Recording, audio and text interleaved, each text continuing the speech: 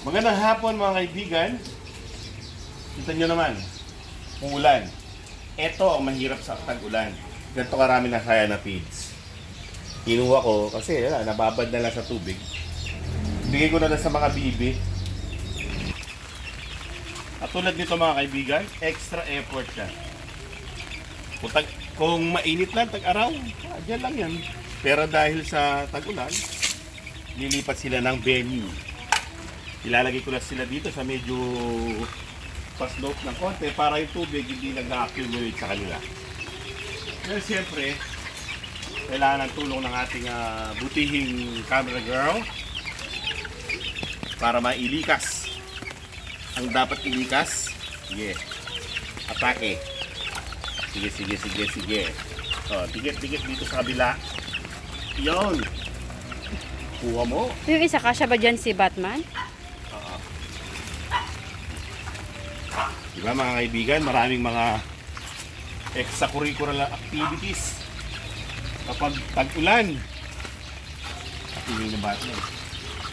Nabasa yung kapit ng kapamangan na. Oo, nabasa yung pamangan nila. Pamangan? Pagkain. Nabasa yung pamangan nila. Pamangan is pagkain, guys. Huwag ka nang maingay. Huwag ka nang maingay, Batman. Okay na. Yung kainan nila. Pero hindi matatanggalin. Kunti pa lang naman yun.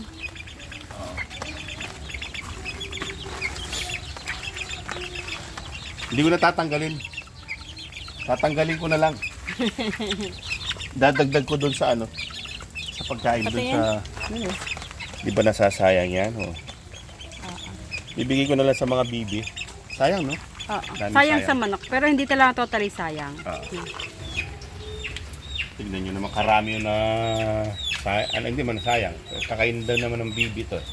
Pero gano'n pa man, ang bad lang doon, hindi sila nakakain ng mabuti kasi lang muna. Well, magliliwanag na mamaya sa bidyong ito. Dahil umaga na. Good morning everybody. May blue na sa langit. Ang ibig sabihin yan, may pag-asang hindi na umulan ngayon. So, 2 araw na yung ulan, no?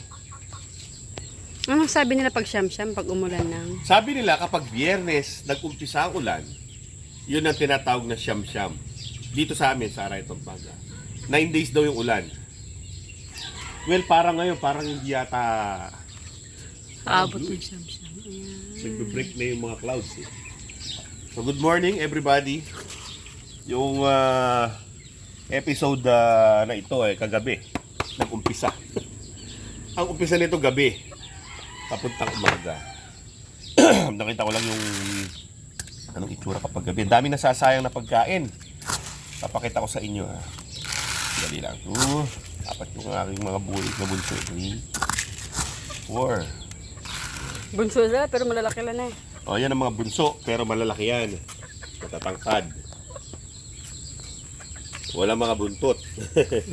Kasi dahil sa nagtutukaan sila dati sa loob ng kanilang pen. Paling niya.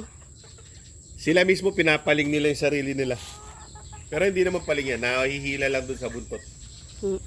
Nagaganon na yung pakpak yung buntot. Napapana? Nagaganyan. Ito ang mga nasilang pagkain. Ang dami. Yan o. Nasirang pagkain yan o. Pagkasama-samahin ko na. Kagabi to. Hindi naman napanis. Bibigay ko sa mga bibi to. Pwede naman talagang nababasa yung pagkain. Pine-ferment. Yung hindi mo kagad Yung wet. Feeding ipapakain. Pine-ferment muna ng 10 araw bago ipakain. Mas maganda daw yun. Sa mga sa mga heritage breed, mga organic. Pero siyempre sa mga alaga natin, hindi naman yan mga ganong klaseng alaga. So special din yung pagkain nila. Ginawa para sa ganyang klase ng mga alaga. So, Thunderbird feeds para sa mga ganyang klaseng alaga. O kung ano man yung brand ninyo na para sa mga ganyan. Kasi special ang mga pagkain ng mga ganyang klaseng manok.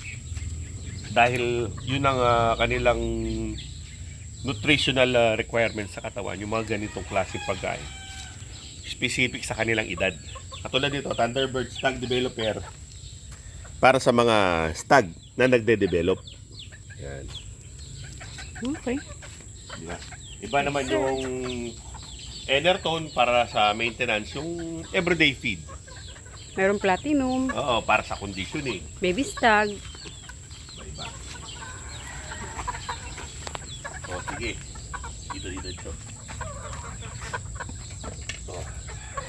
Say dyan. Gutom na yung mga yan eh. Kasi gabi, hindi sila nakakain ng mabuti. Kaya sigurado, yung gutom ng mga yan eh, talagang Maari ba? matinding gutom. Hindi sila nakakain ng maganda kagabi. Ay kahapon pala kahapon.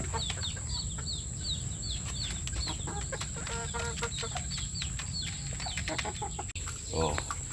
Ito yung mga naka-cord to. Ipinalit ko lang yung mga nandito na hindi pa na-cord.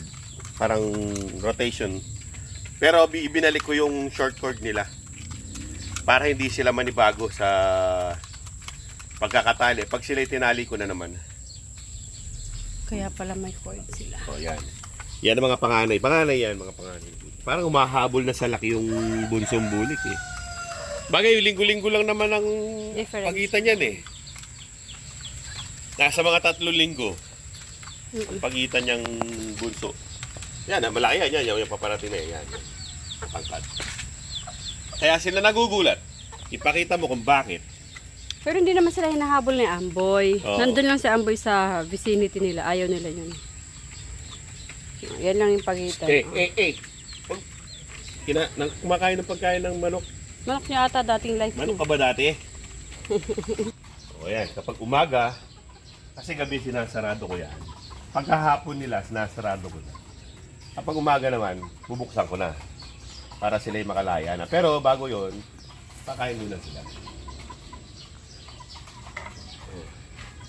Sila yung mga... Sila yung mga pangalawang bulik. Yes. Pangalawang panganay. Yung isa ayaw na naman bumaba. Di ba babadi niya?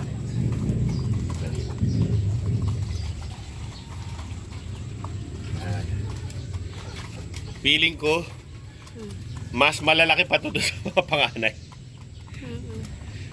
Hindi, mas malalaki yung panganay. Lumampas ka. Lumampas ka, Totoy. Kumain Balik. ka. Lumampas siya ng ano, ng Lipad. lipad. Para sa akin, yan ang pinakamaganda. Yan. Yung straight comb na yan. Yan. Matikas yan, oh. Ganda ng tindig niyan. Itong dalawa, bugoy-bugoy pa kasi wala eh. Talagang bugoy pa eh. Oh, ito yung tatay. Yung tatay. Excuse me, tatay.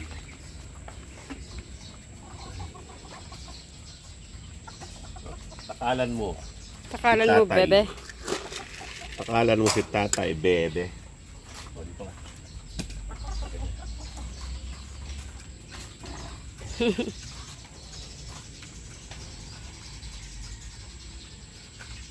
Yun. Oh.